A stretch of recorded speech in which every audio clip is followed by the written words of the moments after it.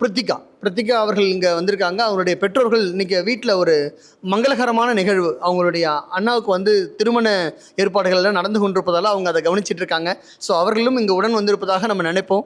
பிரித்திகா இன்னைக்கு மேடைக்கு வந்திருக்காங்க. பிரித்திகா அவர்களை நான் மேடைக்கு அழைக்கின்றேன். காமராஜர் அவர்கள் பொன்னாடை போத்துகிறார். உங்களுடைய பலத்த கரகோஷம் பரிசாகிறது. சசிகுமார் அவர்கள் வந்து தங்க மாலை அணிவிக்கிறார். பிரித்திகா கிட்ட நான் அப்சர்வ் பண்ண ஒரு விஷயம் உங்களுக்கு நான் சொல்ல இந்த மேடையில் நான் பதிவு செய்ய விரும்புகிறேன். பிரித்திகா எப்படி பார்க்கும்னு சொன்னால், ஃபேஸ் இட் எனிதிங். நான் பிரித்திகாட்ட பார்த்து எப்படி அதை சொல்கிறேன்னு சொன்னால், டெஸ்ட்டில் வந்து பிளான் 40 அப்போல்லாம் வந்து குரூப் 4 எழுதிட்டு அடுத்து குரூப் 2 படிக்க வராங்க. குரூப் 2 ப்ரிலிமினரி வந்து கொஷின், அதாவது குரூப் 4 தேர்வினுடைய வெளிப்பாடு எல்லாருக்கும் இருக்குது. அப்போது குரூப் 4 தேர்வை இவங்க எழுதி முடிக்கிறாங்க. மாடல் எக்ஸாம் வந்து கொஷின் பேப்பர் எல்லாம் பயங்கர டஃப்பாக இருந்தது. மாடல் எக்ஸாம் கொஷின் பேப்பர் பழைய மாணவர்கள் இருந்தால் கண்டிப்பாக தெரிஞ்சிருக்கும். 4 மாதிரி தேர்வுகள், 4 மாதிரி தேர்வுமே 4 கோணங்கள். இவர்கள் படித்ததற்கும் அங்கே அமையப்பெற்ற வினாக்களுக்கும், அதாவது பாடத்திட்டத்தை ஒட்டி அமைந்திருக்கிறது. ஆனால் எதுவுமே விடையளிக்காத மாதிரி அமைந்திருக்கு. விடையளிக்க முடியாத ஒரு கடினமான நிலைப்பாடு. ஆனால் அப்பேற்பட்ட தேர்வில் கூட ஒரு பரிசை தட்டி செல்லக்கூடிய பெண்மணியாக பிரித்திகா இருந்தாங்க.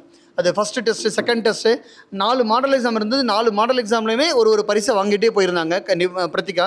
அப்போவே நினச்சோம் கண்டிப்பாக பிரித்திகா வேலை வாங்கிடுவாங்கன்னு சொல்லிட்டு. இவங்க என்ன சொல்லிட்டு போனாங்கன்னா, ஃபஸ்ட்டு மாடல் எக்ஸாம் இதெல்லாம் எக்ஸாம் எழுதிட்டு போது எல்லா மாணவர்களும் ரொம்ப டஃப்பாக இருக்குது, கஷ்டமாக இருக்குது அப்படின்னு ஃபீல் பண்ணிட்டு இருந்த வேலையில் பிரித்திகா வந்து எங்கிட்ட இங்கே சொன்ன வார்த்தை உனக்கு ஞாபகம் இருக்கா என்னன்னு தெரில, ஐயா எல்லாரும் சொல்கிறாங்கன்னு கொஷினை சிம்பிளாக மட்டும் வச்சிடாதீங்க, ரொம்ப டஃப்பாக இருக்குங்க, இன்னும் எவ்வளோ டஃப்பாக கேட்க முடியுமோ கேளுங்க அப்படின்னு சொல்லிட்டு போன வார்த்தைகள்.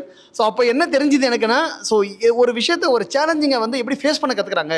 எவ்வளவு கடினங்களை காட்டியிருந்தாலும் அந்த கடினத்தை யார் ஒருத்தவங்க எதிர்கொள்கிறாங்களோ அவர்களுக்கு வாழ்வில் வெற்றி நிச்சயம் அப்படின்றதுடைய முன் உதாரணம் தான் இன்றைக்கி பிரித்திகா இங்கே வந்திருக்காங்க. திருவள்ளூர் மாவட்டம் அவங்க சொந்த மாவட்டம். அந்த மாவட்டத்தில் கலெக்டர் அலுவலகத்தில் ஜூனியர் ரெவன்யூ இன்ஸ்பெக்டர் அப்படின்ற போஸ்ட்டு வருவாய்த்துறை எடுத்திருக்காங்க. வந்திருக்கா வாருங்கள் பிரித்திகா, ஒரு சில வார்த்தைகள் பேசும்படி கேட்டுக்கொள்கிறேன். எல்லாருக்கும் வணக்கம். என் பேர் பிரித்திகா. நான் இந்த group 4 junior revenue inspector Tiruvallur district, என்னோடய நேட்டிவ் டிஸ்ட்ரிக்ட்லேயே எடுத்திருக்கேன். நான் காலேஜ் முடித்தது 2024.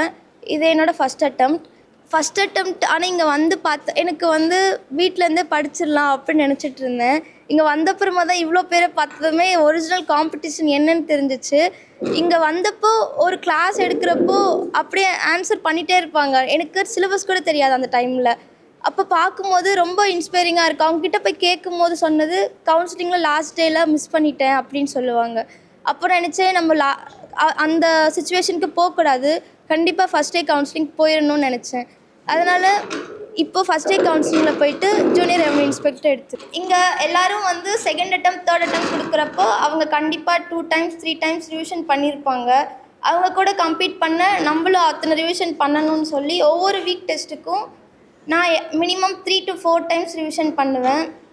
ஸ்டார்டிங்கில் புரியாதப்போ என்ன பண்ணுறோன்னே எனக்கு புரியல. எனக்கு வேறு பிளான் பிலாம் ஒன்றும் இல்லை. குரூப் 4 கிளியர் பண்ணுறோன்னு நினச்சி வந்துட்டேன். நிறைய நாள் வந்து எனக்கே டவுட் வரும், சரியாக தான் பண்ணுறோமா அப்படின்னு. இப்போ வந்து ஜாப் கிடைச்சப்பறமா திரும்பி பார்க்கும்போது இன்னும் இந்த எஃபர்ட்ஸ்லாம் ரொம்ப இன்னும் நிறையவே எஃபர்ட் போட்டிருக்கலாம். இப்போ 500 ரேங்க் எடுத்திருக்கேன். இன்னும் கொஞ்சம் எஃபர்ட் போட்டிருந்தா இன்னும் பெட்டராக ரேங்க்கே எடுத்திருப்பேன். இந்த 1 yearல் வந்து எனக்கு நிறைய டிஸ்ட்ராக்ஷன்ஸ் இருந்திருக்கு. அப்போல்லாம் எனக்கு வந்து எங்கள் அப்பா அம்மா தான் ஞாபகத்துக்கு வருவாங்க. அவங்க எனக்காக நிறைய சாக்ரிஃபைஸ் பண்ணியிருக்காங்க. அப்பாவும் அம்மாவும் எனக்கு மார்க் வருதோ இல்லையோ என்னோடய எஃபர்ட்டை பார்த்துட்டு அவங்க எதுவும் கொஸ்டினே பண்ண மாட்டாங்க. நான் மார்க் எடுத்தாலும் எடுக்கலைனாலும் அவங்களுக்கு என் மேலே நம்பிக்கை இருந்துச்சு. அவ்வளோ நம்புகிறவங்கள கண்டிப்பாக நம்ம ஜாப் இந்த முறை வாங்கியே தீரணும் அப்படின்னு நினச்சி படித்தேன். அதே மாதிரி படித்தேன். இங்கே வந்து நான் லாஸ்ட் டைம் இதே மாதிரி சக்ஸஸ் மீட் நடந்தப்போ இங்கே தான் இருந்தேன். அப்போது வந்து இங்கே நிறைய பேர் வந்து 30 ages ஹவுஸ் ஒய்ஃப் நிறைய பேர் இருக்காங்க. அவங்களோட கம்பேர் பண்ணால் நான் ரொம்ப கம்ஃபர்டபுளாகவே இருந்தேன். எனக்கு அவ்வளோ டிஃபிகல்ட்டிஸ் எதுவும் இல்லை.